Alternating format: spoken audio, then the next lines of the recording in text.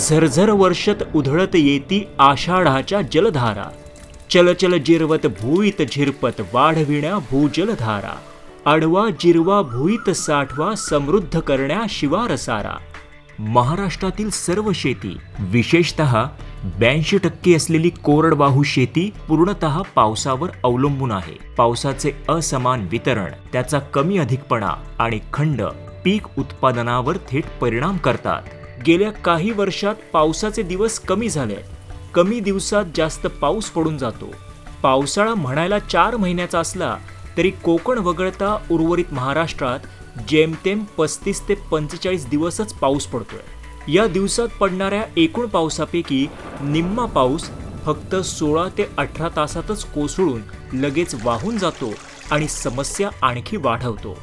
कमी वेळात पडलेल्या पावसाचं पाणी जमिनीत फारसं न जिरता आपल्यासोबत खत आणि अन्नद्रव्य असलेली सुपीक माती वाहून नेतं।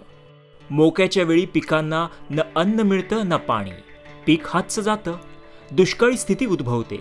अशा स्थितीत पिकं वाचवण्यासाठी तसंच माती आणि पिकांचं नुकसान थांबवण्यासाठी मूलस्थानी जलसंधारण म्हणजेच शेतात पडणारा पावसाचा प्रत्येक थेंब शेतातच जिरवणं हा सर्वोत्तम मार्ग आहे।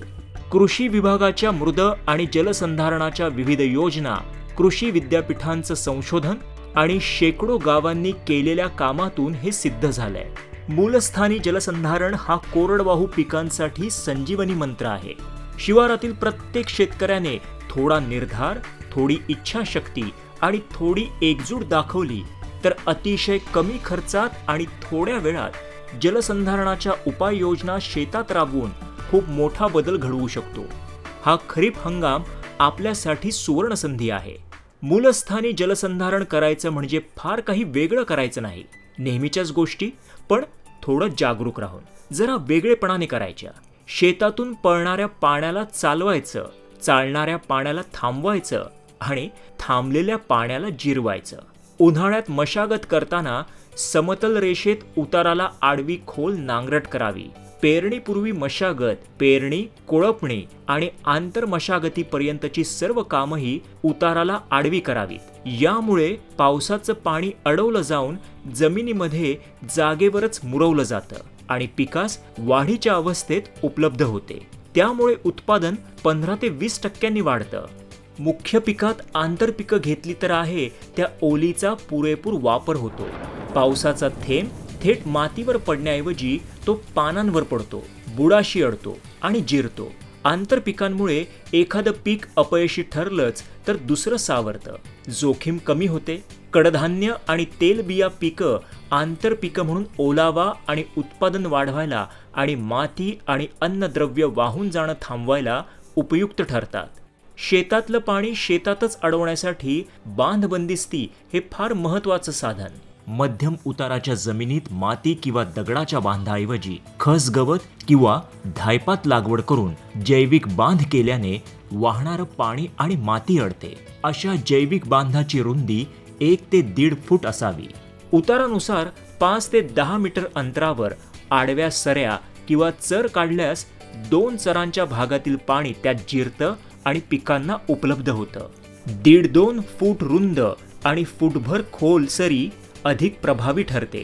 अति पाऊस झाल्यास अतिरिक्त पाणी शेताबाहेर काढण्यासही या सऱ्या उपयुक्त ठरतात। खरीप पेरणीनंतर महिन्याने उभ्या पिकात 2 किंवा 4-6 ओळींनंतर अर्धा ते 1 फूट खोलीची सर काढावी। ऑगस्ट-सप्टेंबर मधील पाऊस या सरीत जिरतो आणि पिकांना अंतिम टप्प्यात फायदा होतो।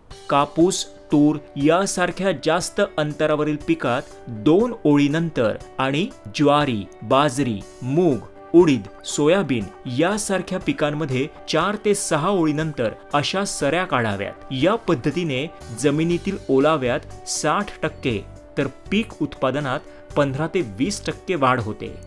भारी जमिनीत पाणी मुरवण्यासाठी आणि अतिरिक्त पाण्याचा निचरा करण्यासाठी रुंद वरंबा सरी पद्धत वापरावी। गरजेनुसार वरंब्याची रुंदी ठरवून त्याच्या दोन्ही बाजूला उताराला आडव्या सऱ्या काढाव्यात। रुंद वरंब्यावर ओळीत पेरणी किंवा लावणी करावी। जास्त पावसाच्या भागात या सऱ्यांना थोडा उतारही दिला जातो।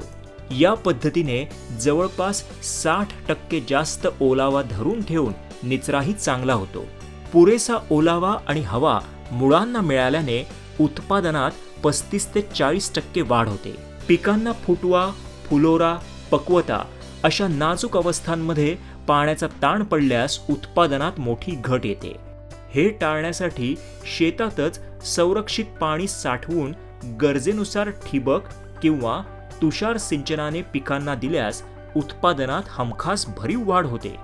कोरडवाहू भागात प्रत्येक शेतात 2% क्षेत्रावर योग्य जागी शेततळे असलेच पाहिजे असा दंडक आहे.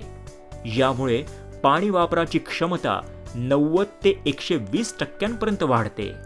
शेततळे गाळाने भरू नये म्हणून दगडी बांध करावा. उशिराच्या पावसाने शेततळ्याचं पुनर्भरण केलं तर हरभऱ्यासारख्या रब्बी पिकांनाही संरक्षित ओलिताची सोय होते.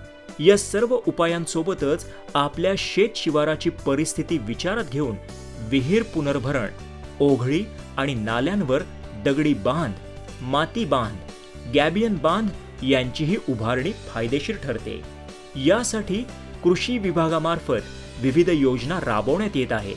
त्याचाही लाभ आपण घेऊ शकता. मूलस्थानी जलसंधारणाचे उपाय आपल्या शेतात केले तर सरासरी पाण्याची एक पाळी वाचते. जमिनीतील ओलाव्यात किमान 20% आणि पिकाच्या उत्पादनात 15 ते 20% वाढ होते. लक्षात घ्या, पाऊस येण्याआधीपासूनच आपण तयारीत राहिलो आणि शेतात पडणारा पावसाचा प्रत्येक थेंब शेतातच अडवायचा, जिरवायचा, साठवायचा प्रयत्न केला तर आपण आपली शेती आणि पीक उत्पादन निश्चितच शाश्वत आणि हमखास फायद्याची करू शकतो.